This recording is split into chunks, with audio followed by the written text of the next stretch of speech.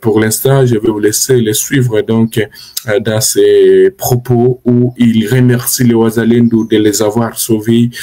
Donc, vous allez les entendre ici.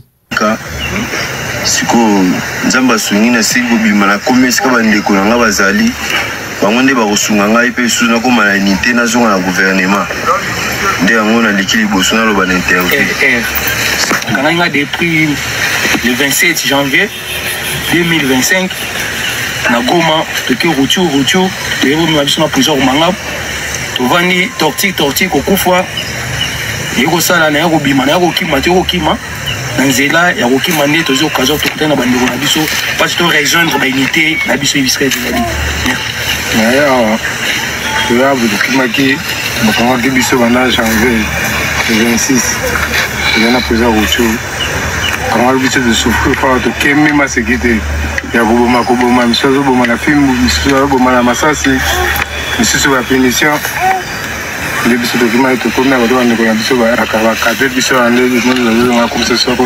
militaires, ils étaient décapturés par l'ennemi, l'armée rwandaise L123 au niveau de Goma depuis le mois de janvier vers la fin à Goma. Ils sont des unités différentes bien entendu. Ils ont été emmenés vers Rutshuru dans la prison tenue par l'L123. Avant d'être amené au niveau de Rumangabo, dans le cas de Rumangabo. Nous avons réussi à le faire quitter au niveau de Rumangabo. Ils sont ici dans nos installations de CMC FDP pour que nous puissions les aider à arriver là où se trouvent les grands de leurs unités.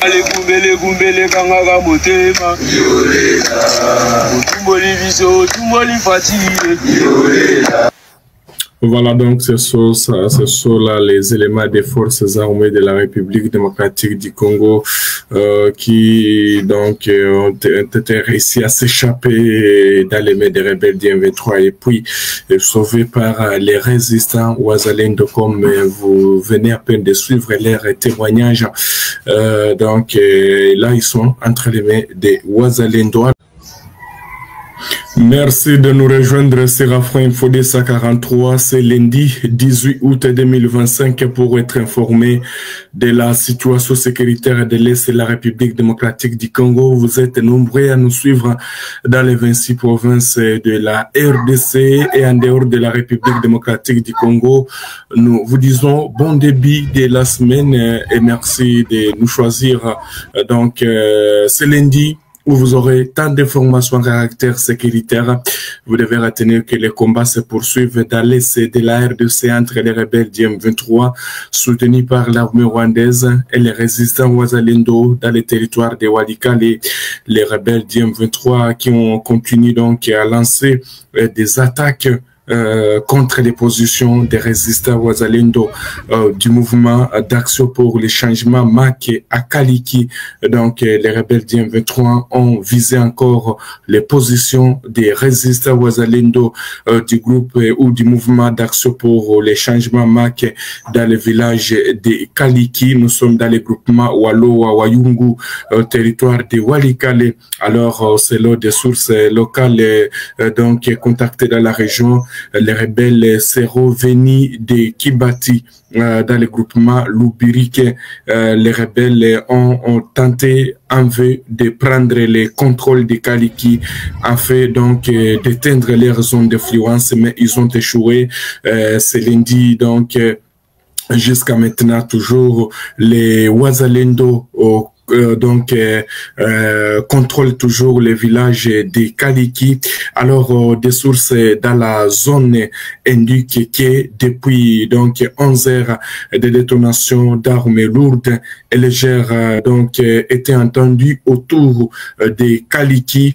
Vous devez retenir que les rebelles du M23 ont été repoussés par les Wazalendo jusqu'à Kibati. Donc ils sont venus de Kibati et les Wazalendo ont réussi donc à les repousser jusqu'où ils sont venus, jusque là où ils sont venus. C'est ce qu'indiquent les sources contactées dans la région, parce qu'ils sont venus de Kibati pour aller attaquer Kaliki.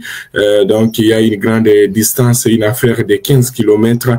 Les Wazalendo ont réussi donc à repousser cette attaque jusqu'à Kibati, où les rebelles sont revenus.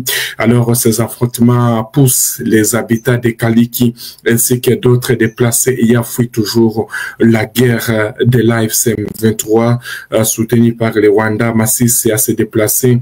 Et nous devons vous dire que les tirs donc créent un climat de psychose dans les villages environnants. Pour rappel, les autorités coutumières également du groupement donc Walo Wayungu ont alerté sur l'installation de deux positions des rebelles du M23 soutenus par le Rwanda sur les mots Machumbi et Bweni. Donc ce sont les autorités coutumières et administratives qui ont alerté sur l'installation des deux positions des rebelles du M23 au niveau de Machumbi et Bweni, à la limite entre donc les groupements Lubiriki et les groupements Walo Wayungu. Alors ces autorités disent craindre les déclenchements encore de la guerre par les rebelles du M23 et leurs alliés à partir de ces nouvelles positions pour conquérir de nouvelles localités dans le but toujours d'éteindre sa zone d'influence.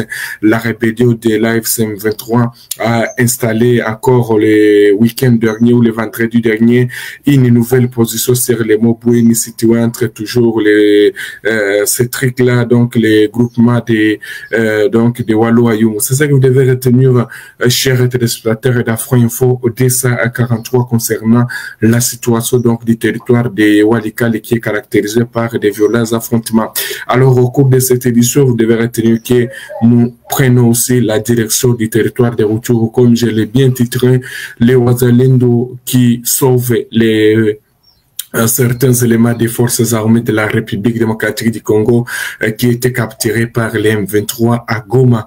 Vous devez retenir qu'il y avait donc certains éléments M23 qui étaient capturés à Goma lors de la prise également. Certains qui se sont rendus aux rebelles du M23. Il n'y a pas même de cela. On vous avait même montré les images de certains mêmes éléments qui étaient encore sauvés par les Wazalendo dans le territoire de Rutshuru, parce que souvent c'est là où les rebelles apportent leur donc les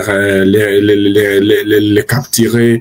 Et alors la ville de Goma qui était tombée, c'était le 27 janvier de l'année en cours. Alors certains éléments des FARDC qui étaient capturés, les autres qui s'étaient rendus volontairement, on les avait acheminés donc vers la prison des les autres dans leur formation à Rumangabo. Les Baswahili, pourquoi vous laissez-vous manipuler? On parle aujourd'hui des Wazalendo. Il n'y a aucun Muzalendo Mungala. Il n'y a aucun Muzalendo Mukongo. Il n'y a aucun Muzalendo Muluba. Les Wazalendo sont des Baswahili. Et ceux qui les instrumentalisent, ce que quelqu'un appelait les extrémistes, sont des Baswahili. Ils opèrent dans un terrain, pas sur les terrains de Bangala, de Congo. Ils opèrent sur les terrains de Baswahili. Ceux qui meurent comme victimes ou comme acteurs, c'est les Baswahili. Alors, que faisons-nous?